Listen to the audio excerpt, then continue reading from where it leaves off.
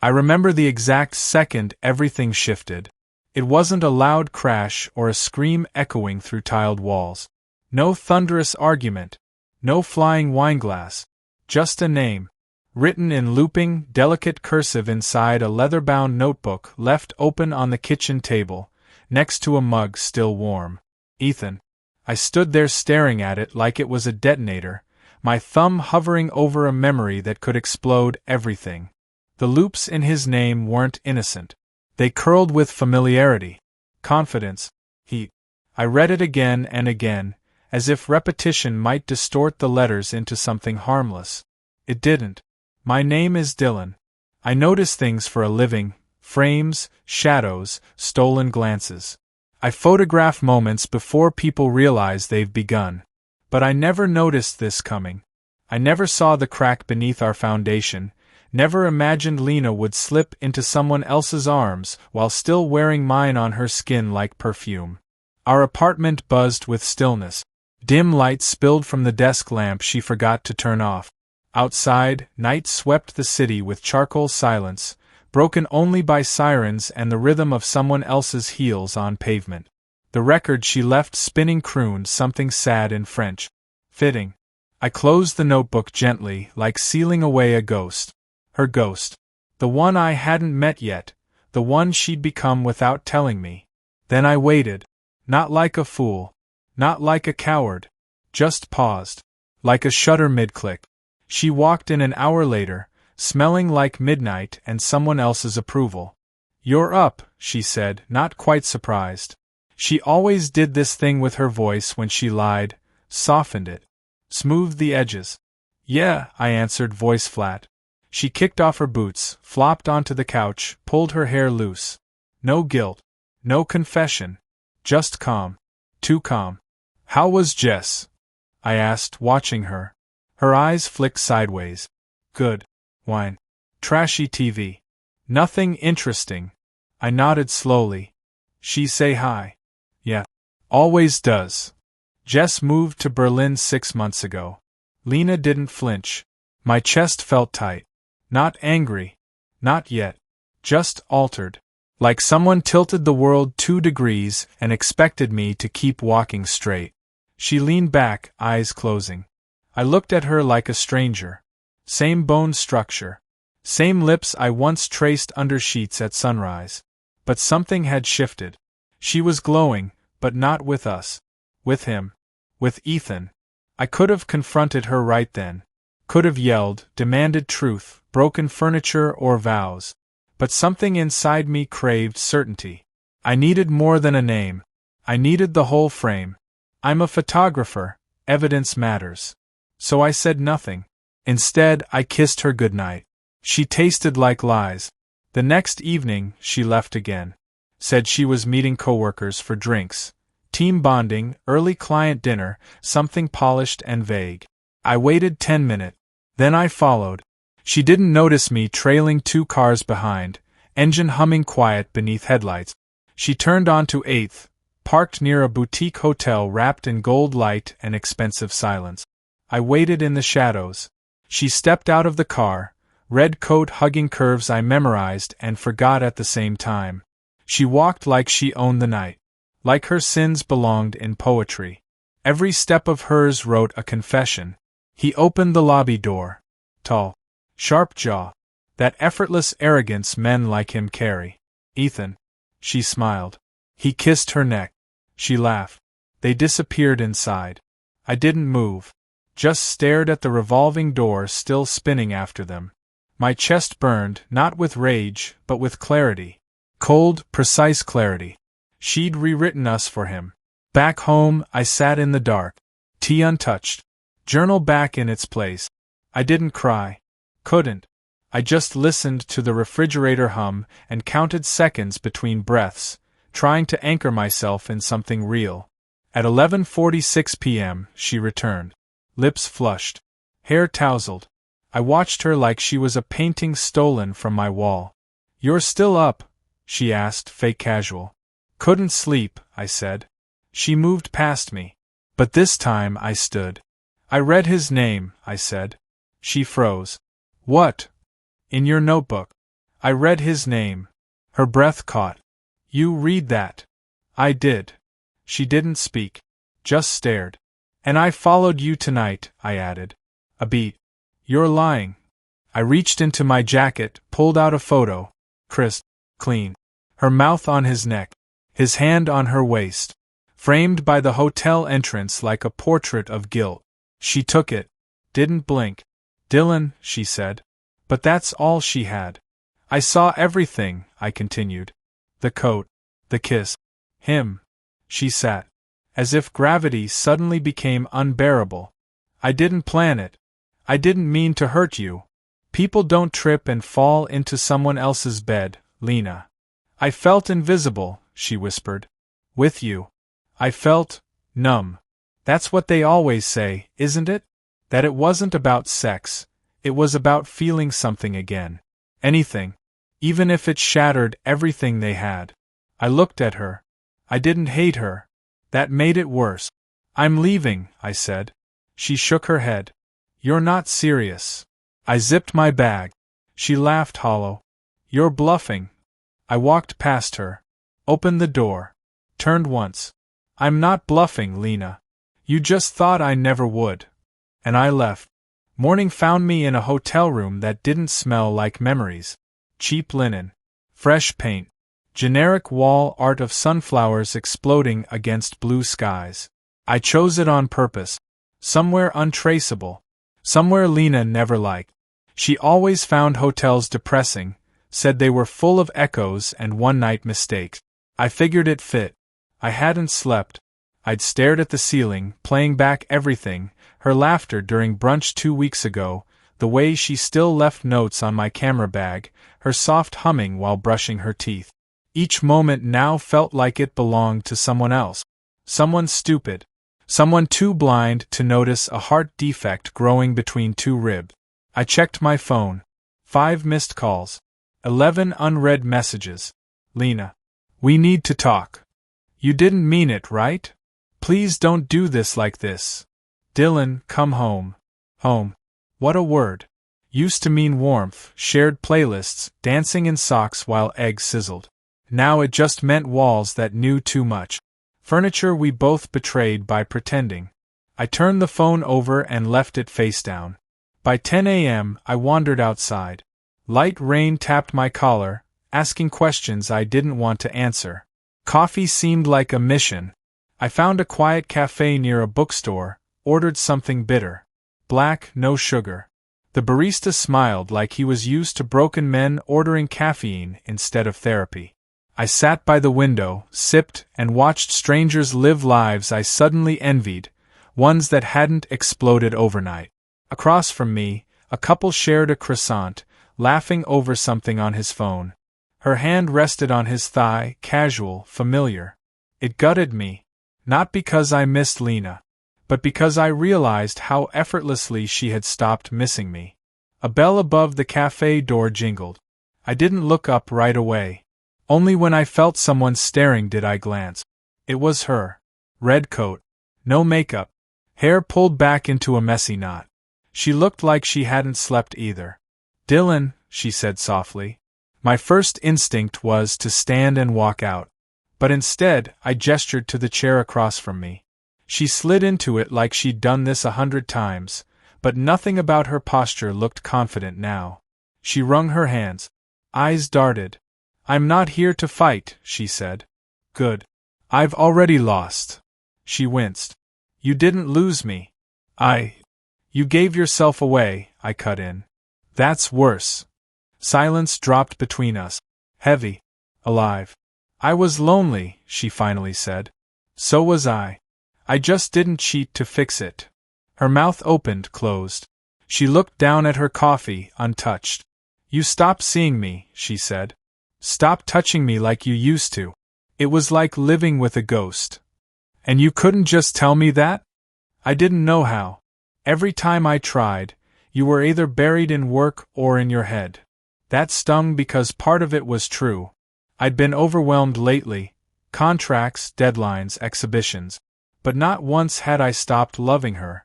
Not once had I thought of replacing her with someone who looked better in the dark. She reached across the table. I didn't move. I didn't love him, she whispered. It was never love. It was escape. A distraction. You say that like it makes it smaller. Her eyes watered. It wasn't real. It was real enough to ruin us. She looked away. I never meant to hurt you. I know, I said. But you did. We sat there a while longer. Two people tangled in the wreckage of something they both built and then neglected. It wasn't dramatic. No yelling. No tears. Just quiet recognition that sometimes love doesn't die screaming. Sometimes it just stops breathing. I'm moving out, she said. You can keep the place. I'll send for my things. I nodded. She stood slowly. Dylan, she said, her voice barely above a breath. I really did love you. I still might. I didn't answer. I watched her leave. No dramatic final hug. No last kiss. Just a red coat disappearing into rain. Back in my room, I collapsed onto the bed and stared at the ceiling again. Only this time, it didn't feel numb. It felt clean. Painful, yes, but clean. Breaks hurt. But they also reveal. I saw her now. Not the version I fell in love with years ago. Not the curated ideal. The truth of her. Messy. Cracked. Human. And I saw myself too. I'd made mistakes. Grown distant. Let silence fill spaces that needed noise. But I never gave up. I stayed faithful even when things got quiet. And I knew now, I wanted someone who would fight through silence with me. Not someone who'd run to a warm bed when mine went cold. I picked up my phone. Deleted her text. Blocked her number. Then I opened my email and replied to a gallery invite in Lisbon I'd been ignoring for weeks. They'd asked me to showcase something new, something raw. I had a feeling this chapter might finally give me that. Lisbon opened its arms without questions. The flight was long, uneventful, silent enough to let thoughts ricochet through my skull unchecked. Rows of strangers shifted beside me, dozing or dreaming, unaware they were part of a quiet exodus. I wasn't running away. I was walking towards something, even if I didn't know what that was yet. Sometimes moving forward is the only way to stop bleeding. When the plane descended over the red rooftops and glinting river, I felt something inside me unclench. My hotel sat along Rue Garrett, wedged between a bookstore older than my country and a pastry shop that smelled like sweet buttered heaven. I liked it immediately. The receptionist spoke with a lilt in her voice and called me Senor like I mattered. Nobody here knew my story. No one looked at me like I was the idiot who'd loved a liar. The gallery was minimalist. Whitewashed brick, exposed beams, high ceilings that made every photograph feel cathedral-like. My pieces arrived early, wrapped with surgical care. Monochrome portrait, street shots, one aching series of hands almost touching. Marina, the curator, greeted me with a confidence that unsettled and intrigued. Spanish accent, blue eyeliner, hair pinned up with a single tortoiseshell stick. You don't smile in photos, she said, flipping through my portfolio. I don't smile much in life, I replied. She didn't flinch. Good. Artists who smile all the time rarely bleed properly. That made me laugh, genuinely. A rare moment of warmth in a season of frost. I spent the next few days exploring alleys soaked in orange light. Tram wires crisscrossed overhead like veins. Couples held hands with careless intensity. Musicians played fado on cracked steps, every note dipped in longing. One afternoon, I stumbled upon a quiet overlook where clotheslines tangled between pastel buildings. An old man sold espresso from a cart and didn't speak unless spoken to. I went every morning. Sat alone. Let caffeine stitch some parts of me back together. It was in those silences, those unhurried moments, that I realized how long I'd been surviving on noise, texts, alarms, Lena's voice in every room. Now, with nothing chasing me, I could hear myself again. The sound was unfamiliar but honest. Marina invited me to a rooftop party after the gallery's soft opening. I almost declined. I wasn't ready to watch strangers laugh in languages I didn't understand. But something in her tone nudged me. Just come. You look like you haven't been kissed in a decade. She was right. Not just about the kiss, but about the fact I'd gone cold. Not celibate. Not dead. Just disconnected. Touch had become a memory, not a need. The rooftop buzzed with effortless glamour. String lights overhead. Candles trapped inside wine bottles. Jazz drifting through Bluetooth speakers. Everyone wore black and gold and smelled like summer wine and distant sec. I sipped dry vermouth, leaned against the railing, and stared at the city glowing beneath us like it wanted to be caught. Marina joined me. No small talk. I looked you up, she said. Dangerous habit. You love someone who didn't deserve it. I raised an eyebrow. You Googled that too? No. I've seen that kind of sadness before. It sits in the collarbone. Yours screams it. I didn't argue. She lit a cigarette, offered me one. I declined. Then she asked, without ceremony, would you come home with me tonight? Just like that. No perfume of romance. No preamble of flattery. Just an honest question spoken without shame. And for once, I didn't overthink it. Yes, I said. Her apartment was 3 stories above a bakery. Lavender walls. Records scattered like confessions. Books in Spanish, Portuguese, English. Sketches of lovers on the fridge.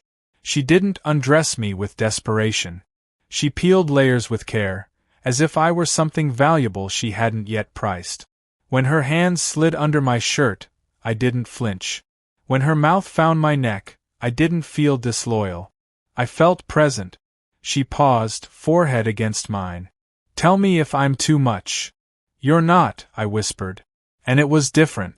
Not because it was casual or new, but because it wasn't pretending to be more than what it was. 2 people needing something they couldn't name. Her skin smelled like bergamot and tobacco. She tasted like promise. We didn't rush. We didn't speak. Our bodies wrote the apology neither of us had ever received. After, we lay tangled in sheets that didn't belong to either of us. I stared at the ceiling again, but this time, I didn't feel hollow. I don't want to date you, she murmured, eyes half shut. Good, I said. I don't want to be saved. She chuckled, rolled into me, and fell asleep with one leg draped over mine. And I lay there, watching morning bloom across her wall, and realized for the first time in a long time, I wasn't thinking about Lena. Back at the gallery that afternoon, I added a new photo to the exhibit. One I'd taken last night, Marina's silhouette backlit by amber light, head turned slightly, smoke curling from her fingers like ink from a fountain pen. I titled it Recovery. People passed it without pause. But one man stopped. He stared a long time, lips slightly parted. He turned to me. It feels honest. It is, I said. Is it love? No, I replied. But it's real. Lisbon grew quieter after the exhibit ended. The applause faded. The gallery emptied. I stayed. I lingered for weeks in a rented apartment above a florist's shop. Every morning, roses arrived wrapped in brown paper and silence. Every evening, the air smelled of crushed petals and exhaust. The language still floated around me like a dream I almost understood. Marina had become a memory before she could turn into anything else. We parted without ceremony. No final breakfast, no clumsy promises. Just a single note tucked into my camera case that read, "Don't lie to yourself again." No signature. Just her handwriting, looping like confidence. I respected the simplicity. Time moved oddly after that. Days slipped by unnoticed. I wandered aimlessly. Photographed strangers with haunted eyes. Spoke sparingly. Ate alone. I wasn't sad anymore. Just clean. Scarred, maybe, but no longer bleeding. Then it happened. She found me. I was at a book market tucked behind a church with crumbling walls and stray cats sunbathing like royalty. I leaned over a table of worn poetry, flipping through Neruda when I heard it. Dylan. I froze. That voice didn't belong here. That name didn't belong to her anymore. I turned slowly, half expecting it to be a trick of memory, heat, or guilt. But no. It was her. Lena. standing barefoot in sandals, hair pulled into a loose braid, sunglasses perched on her head. A linen dress hugged her like nostalgia. She looked different. Softer. Not lighter. "What are you doing here?" I asked, unsure whether to whisper or scream. "I came to see you," she said. That stopped my breath. "How did you find me?" "You posted a photo of that coffee cart." I recognized the tiles. So she'd been watching. "You flew across an ocean to what? Apologize again?" "I never stopped regretting it." "You stopped loving me, though." "No," she said. "I never stopped that either." I hated her for saying it, because some small, still tender part of me wanted it to be true. We sat in the shade. She bought lemon soda, poured some into my paper cup. We didn't touch. She told me her version of things. Not excuses, just truths I hadn't asked for before. Ethan was gone. Their thing ended quickly. Unsatisfying. She'd confessed the affair before he had a chance to discard her.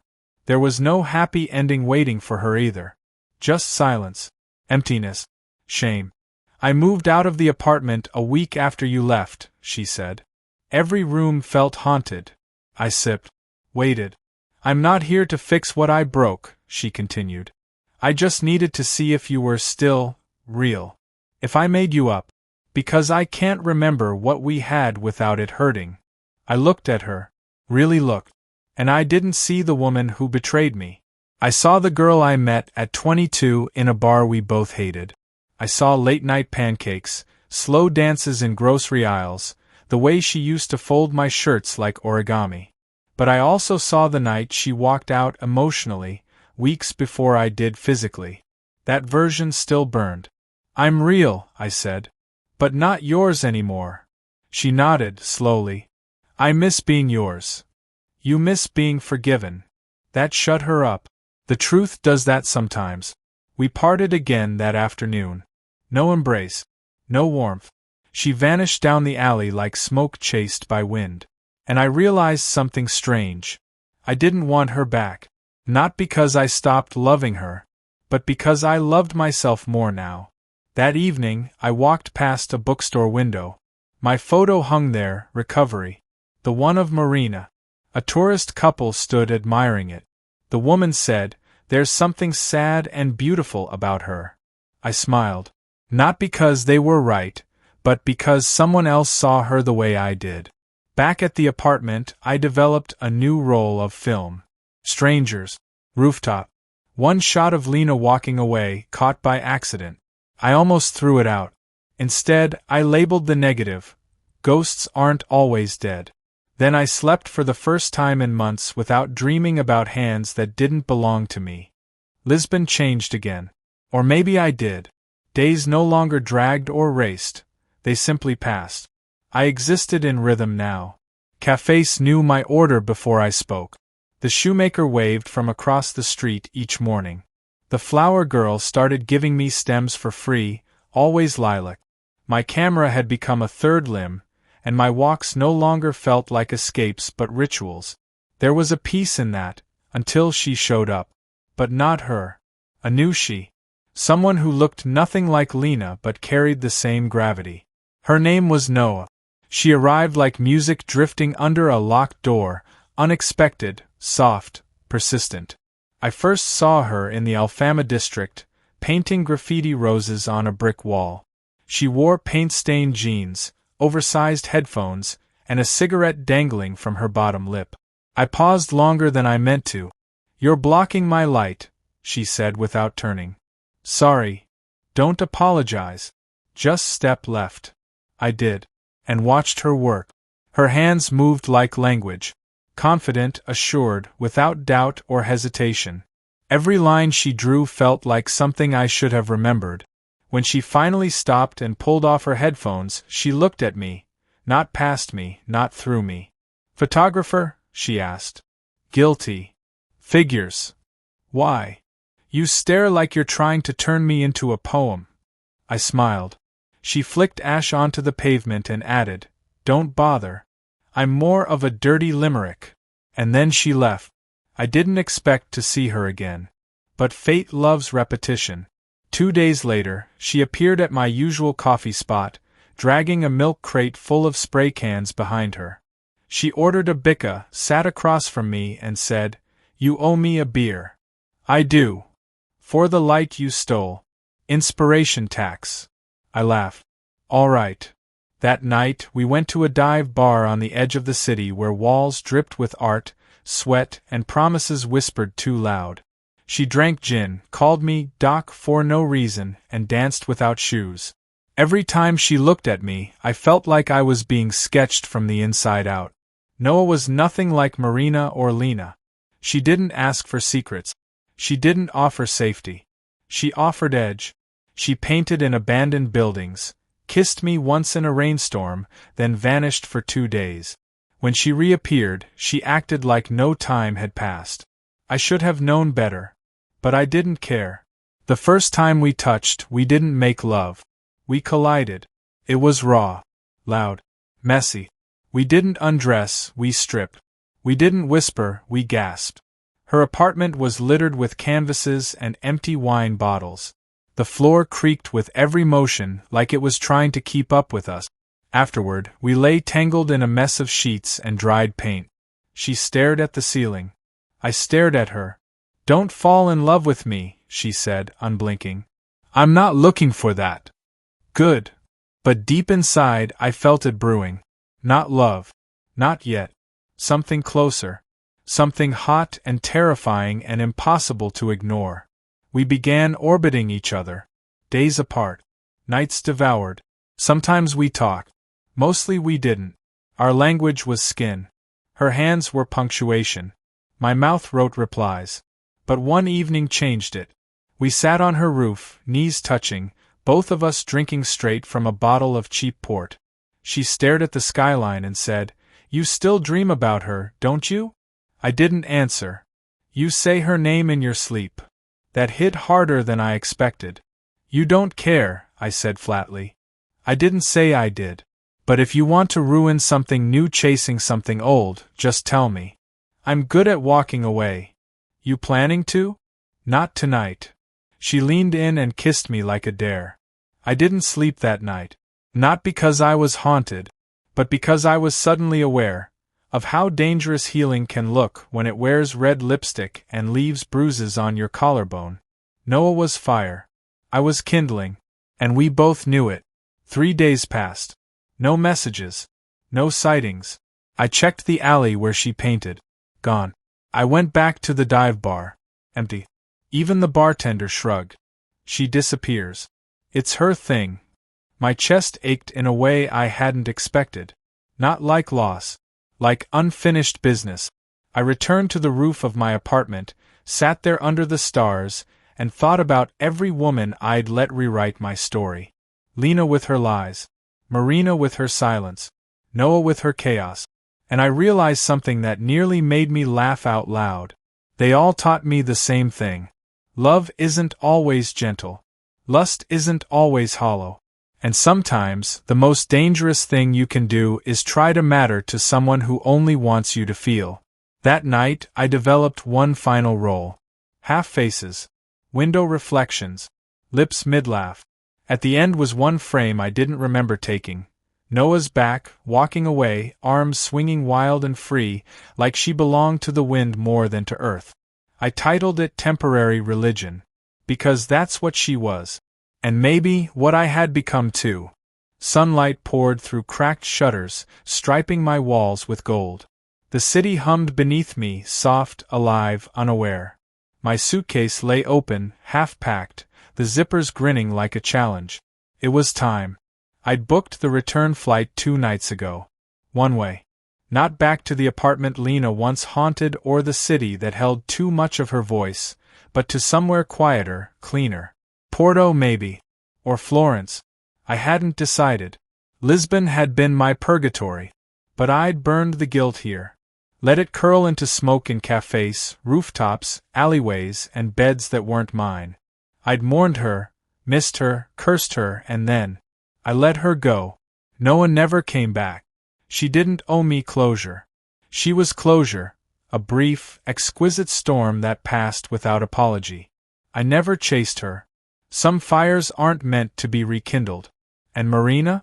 She sent me one message the day after my final photo exhibit closed.